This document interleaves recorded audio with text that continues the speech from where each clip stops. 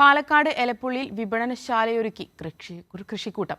കർഷകരുടെ ഉൽപ്പന്നങ്ങളുടെ മൂല്യവർദ്ധിത വിപണന കേന്ദ്രവും തനത് ജൈവ ഭക്ഷണശാലയുമാണ് ആരംഭിച്ചത്. 65ലേറെ കാർഷിക മൂല്യവർദ്ധിത ഉൽപ്പന്നങ്ങളാണ് വിൽപ്പനശാലയിലുള്ളത്. ഒരു കൃഷിക്കൂട്ടത്തിന്റെ നേതൃത്വത്തിൽ പാലക്കാട് ജില്ലയിൽ ആദ്യമായാണ് മൂല്യവർദ്ധിത വിപണന കേന്ദ്രവും തനത് ജൈവ ഭക്ഷണശാലയും ആരംഭിച്ചത്.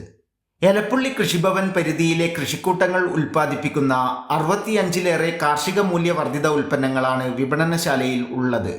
കൃഷിഭവന്റെ കീഴിൽ രൂപീകരിക്കപ്പെട്ട കൃഷിക്കൂട്ടങ്ങളാണ്.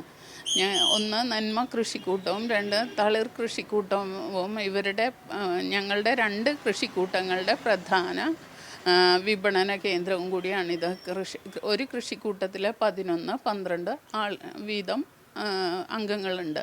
കൃഷിക്കാരിൽ നിന്ന് നേരിട്ട് സംഭരിക്കുന്ന കൃഷിക്കാരുടെ ഉൽപ്പന്നങ്ങൾ വീണ്ടും വാല്യൂ അഡീഷൻ ചെയ്തിട്ട് ജനങ്ങൾക്ക് ഉപയോഗപ്രദമായ പല ഉൽപ്പന്നങ്ങളും ഞങ്ങളിവിടെ ഉണ്ടാക്കുന്നുണ്ട്. തനത് കാർഷിക ഉൽപ്പന്നങ്ങൾ വാങ്ങുന്നതിനൊപ്പം ജൈവ ഭക്ഷണം രുചിക്കാൻ ഭക്ഷണശാലയും ഒരുക്കിയിട്ടുണ്ട്. സംസ്ഥാന സർക്കാരിൻ്റെയും കൃഷിഭവന്റെയും കേരഗ്രാമം പാടശേഖര സമിതികൾ എന്നിവരുടെ പിന്തുണയും കൃഷിക്കൂട്ടത്തിനുണ്ട്. സാധാരണ കർഷകരുടെ നേതൃത്വത്തിൽ വിളയിച്ചെടുത്ത നിരവധി പ്രൊഡക്റ്റുകളാണ് നന്മ കൃഷിക്കൂട്ടത്തിൻ്റെ നേതൃത്വത്തിൽ എലപ്പുള്ളിയിൽ വിപണനം ചെയ്യുന്നത്. ജൈവികമായി ഉൽപ്പാദിപ്പിച്ച സാധനങ്ങൾ വാങ്ങാൻ നിരവധി ആളുകളാണ് എലപ്പുള്ളിയിൽ ദിനംപ്രതി എത്തിക്കൊണ്ടിരിക്കുന്നത്. ക്യാമറമാൻ മഹേഷ് പാലക്കാടിനൊപ്പം സച്ചിൻ വള്ളിക്കാട്, കൈരളി ന്യൂസ്, പാലക്കാട്.